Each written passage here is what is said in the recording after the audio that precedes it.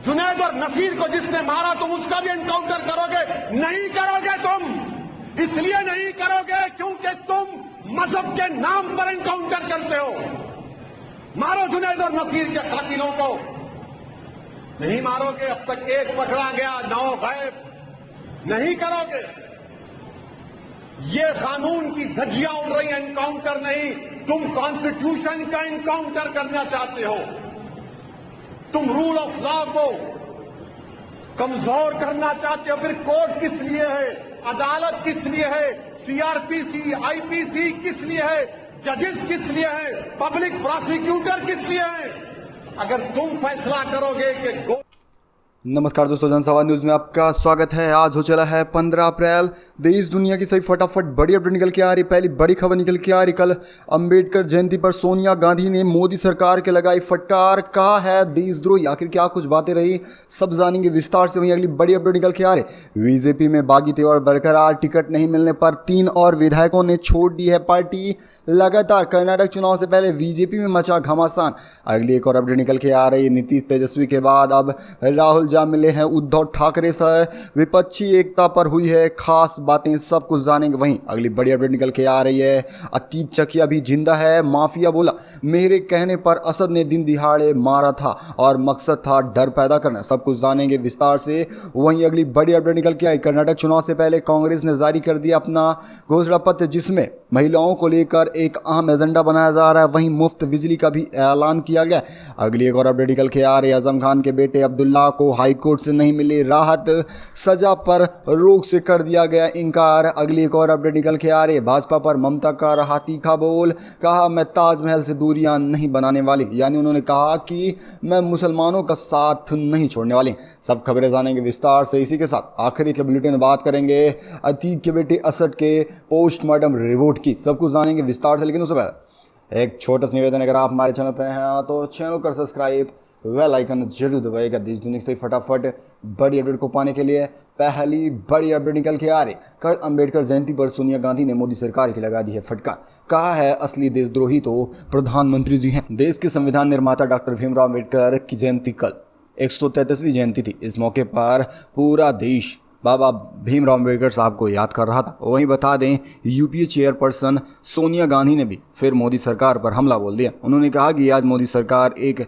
अभियान के तहत संविधान संस्थाओं को पूरी तरह नष्ट कर रही और गलत तरीके से उसका इस्तेमाल किया जा रहा है। साथ ही न्यायपालिका के ऊपर भी दबाव बनाया जा रहा है। 14 अप्रैल को बाबा भीमराव अम्बेडकर की जयंती पर टेलीग्राफ में लिखे गए एक लेख में सोनिया गांधी ने कहा है कि आज बाबा साहब की विरासत का सम्मान सभी लोग करते आ रहे हैं। हमें उनसे ये सीख लेनी चाहिए कि हमें संविधान से चलना होगा, अपनी मनमानियों से नहीं। उन्होंने मोदी सरकार को घेरते हुए कहा कि देश में लोगों के अधिकारों की रक्षा नहीं हो रही है। इतना ही नहीं, लोगों को परेशान किया जा रहा है, लोगों पर कानून का दुरुपयोग किया जा रहा है, जिसमें स्वतंत्रता को खतरा पैदा हो रहा है और हर क्षेत्र में चुने गए दोस्तों के साथ पक्षपूर्ता व्यवहार में समानता पर हमला किया जा रहा है। हमें इतिहास में ये नहीं सिखाया गया। उन्होंने कहा कि इतिहास में सिर्फ संविधान रहा है और संविधान के रूप में चलना होगा, लेकिन यही हमारी भारतीय जनता पार्टी है जो लोकतंत्र की लगातार हत्या करे। वहीं उन्होंने मोदी सरकार को देशद्रोही करार दिया है। अगली एक और अपडेट निकल के आ रही, बीजेपी में लगातार फूट मची है। कर्नाटक चुनाव से पहले बीजेपी में बागी तेवर बरकरार। टिकट नहीं मिलने पर 3 विधायकों ने छोड़ दी है पार्टी। बड़ी अपडेट निकल के आ रही, भारतीय जनता पार्टी अब तक राज्य में 224 सीटों के लिए 212 सीटों पर अपने उम्मीदवारों के नामों का ऐलान कर चुके। हालांकि 20 से 30 सीटों पर नेताओं ने बागी तेवर अपना बरकरार रखा है। कर्नाटक में विधानसभा चुनाव के लिए राज्य के प्रमुख दलों की ओर से उम्मीदवारों की लिस्ट जारी होने का सिलसिला लगातार जारी है। राज्य में सत्तारूढ़ भारतीय जनता पार्टी की ओर से 2 बार में 212 उम्मीदवारों की लिस्ट जारी की गई, लेकिन सबसे ज़्यादा बगावती तेवर बीजेपी के उन नेताओं में दिख रहा है जिनको टिकट नहीं मिल पाया, जिनका टिकट आखिर कट गया है। वो नाराज चल रहे हैं और बीजेपी से इस्तीफा देकर कांग्रेस या निर्दलीय होकर चुनाव लड़ना चाहेंगे। पार्टी में नाराजगी खत्म होने का नाम नहीं लिया जा रहा है। वहीं टिकट की घोषणा किए जाने के बाद लगातार तीसरे दिन गुरुवार को भी बीजेपी से 3 नए विधायकों ने इस्तीफा दे दिया और लगातार लगभग हजारों कार्यकर्ताओं ने पार्टी को छोड़ दिया।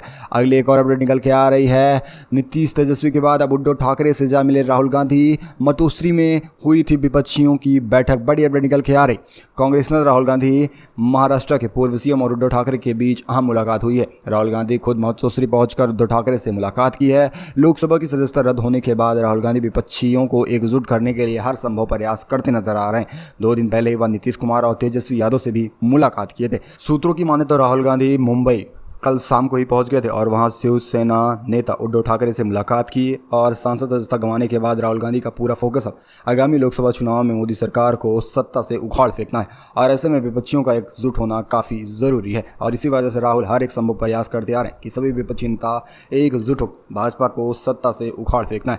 अगली एक और अपडेट निकल के आ रही है, माफिया अतीक का बड़ा बयान निकल के आया। उन्होंने कहा कि दिन दिहाड़े हत्या कराना मेरा एक मकसद था, डर पैदा करना। बड़ी अपडेट है, एनकाउंटर तो हो गया है असद का, वहीं अतीक भी रोना रोट रहा है और इसी के साथ वह कबूलनामा भी मान लिया गया। अतीक के बेटे के एनकाउंटर के बाद पूरी तरह से माफिया टूट चुका है और उसके चैप्टर का एंड हो चुका है। वहीं बता दें, जवाब सवालों में उसने सभी अपने अपराधों को कबूल कर लिया। उमेश पाल को मारने की पूरी प्लानिंग मेरे द्वारा की गई थी, यह अतीक का बड़ा बयान निकल गया। उन्होंने कहा क्योंकि मुझे उमेश की अपहरण का केस आखिरी स्टेज तक पहुंच चुका था या मुझे अच्छी तरह से पता चल गया था।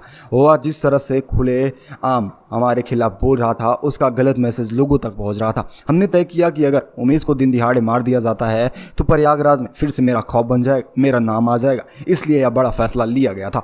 उमेश को उसके घर से बाहर दोनों पुलिस वाले लगातार उसकी सुरक्षा में तैनात रहते थे। ऐसे में उन पुलिस वालों को भी मारने की हमें द्वारा प्लानिंग की गई थी। मेरे कहने पर बेटा असद उसमें शामिल हुआ था। अशरफ के सूत्रों द्वारा इंतजाम किया गया था। अशरफ बरेली जेल में बंद होकर इन सभी सूत्रों से लगातार मिलता रहता था। वहीं बता दें, शाइस्ता का भी नाम सामने आया। शाइस्ता भी इस नए अपराध में शामिल रही थी क्योंकि उसका यह पहला अपराध माना जाता है जो कि इतना बड़ा रहा है। इससे पहले भी शाइस्ता के ऊपर काफी मुकदमे हो चुके। वहीं असद को छोटा सांसद भी कहा जाता था, लेकिन वही शाइस्ता चाहती थी कि इसमें असद शामिल न हो, लेकिन बड़े बेटों के न होने की वजह से असद को इसमें शामिल होना पड़ा था और वह फिर से पूरी तरह से डर पैदा करना चाहता था प्रयागराज में। वहीं उसका एक लाइन थी, अभी चकिया का तीक जिंदा है, यानी कि वह फिर से अपना वही विद्रोह यानी आतंक का राज लाना चाहता था। अगली एक और अपडेट निकल के आ रही है, आजम खान के बेटे अब्दुल्ला को कोर्ट से नहीं मिली राहत, लगा है बड़ा झटका, सजा पर लगाई गई रोक।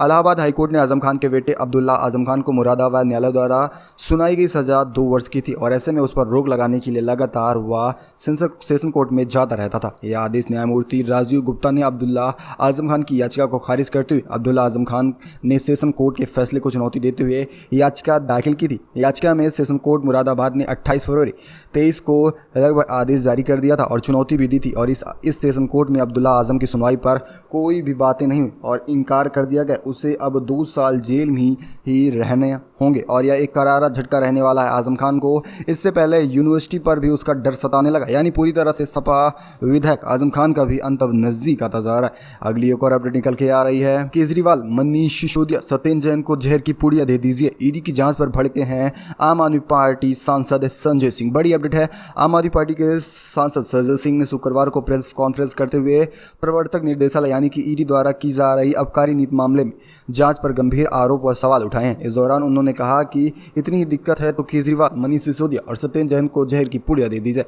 दरअसल प्रेस कॉन्फ्रेंस की शुरुआत करते हुए संजय सिंह ने कहा कि ईडी की जांच कैसे एक झूठा फुनिंदा फैला रही है और इसका सच आज नहीं तो कल सबके सामने आएगा ही। बीजेपी जो मनीष सिसोदिया को लेकर बार बार बोलती है कि 14 फ़ोन और सिम नष्ट कर दिए गए, वो इसके बाद हाथ जोड़कर माफ़ी मांगेंगे ज़रूर। यानी कि उन्होंने कहा कि मनीष सिसोदिया जिस दिन जेल से बाहर वापस आते हैं वो दिन सारे सबूत के साथ इनको मुंह तोड़ जवाब देंगे और माफ़ी ना मंगवाए तो कहना। ईडी पर उनका कड़ा शिकंजा कसा गया। उन्होंने कहा कि अगर इतना ही आम आदमी पार्टी से आपको भिड़ा है तो मनीष सिसोदिया और वहीं प्रमुख को जहर दे दीजिएगा। अगली एक और अपडेट निकल के आ रही है, वैशाली में भीम आर्मी लीडर की हत्या के बाद फिर से मचा बवाल। भीमराव अंबेडकर की जयंती से पहले यह बड़ी दुर्घटना सामने आई थी जिसके बाद भीम आर्मी के लीडरों ने पूरी तरह से बवाल ला दिया है इलाके में।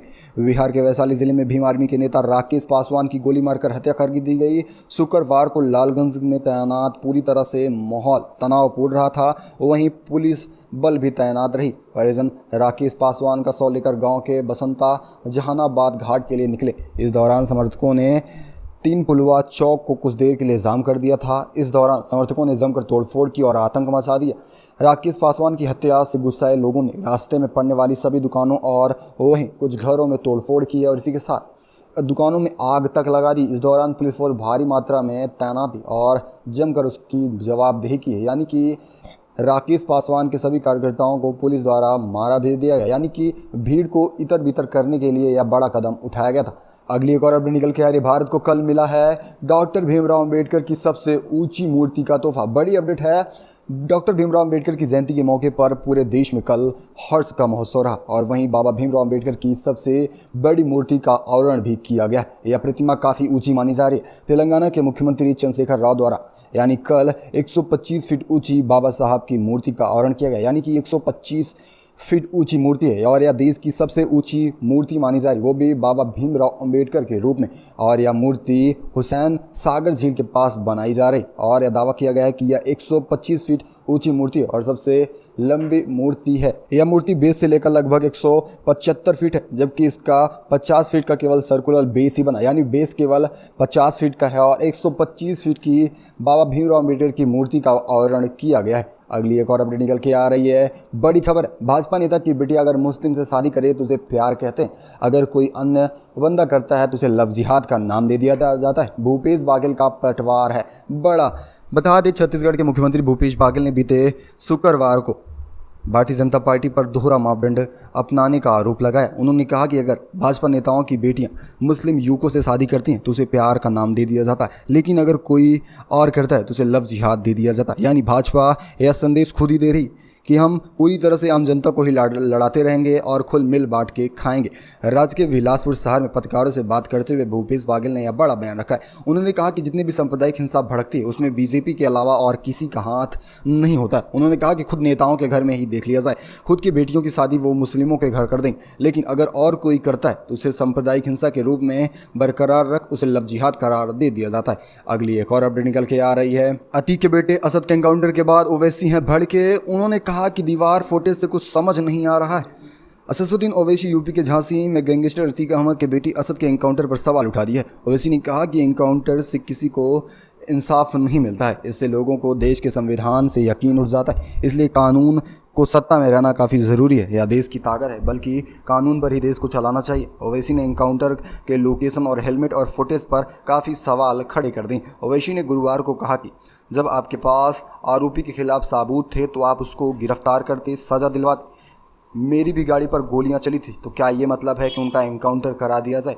ओवैसी यहाँ नहीं रुके। उन्होंने कहा कि जो जश्न का जिक्र करते हैं उनका भी एक दिन नाम आएगा, यानी उन्होंने कहा कि जो जैसा किया है सबका फल मिलता रहेगा। यूपी सरकार पर हमला करते उन्होंने कहा कि आप त्यौहार जैसा माहौल बना रहे हैं। महात्मा गांधी के हत्यारे को मारकर भी उससे एनकाउंटर नहीं किया गया था, यानी कि उन्होंने कहा कि महात्मा गांधी का जिसने हत्या की थी उसका भी एनकाउंटर नहीं किया गया, उसे भी कोर्ट और न्यायालय द्वारा सजा सुनाई गई थी। ऐसे में आप अतीक के बेटी असद का एनकाउंटर नहीं कर सकते थे। उन्होंने कहा कि उमेश पाल और राजूपाल से हमदर्दी रही है क्योंकि उनकी हत्या की गई है।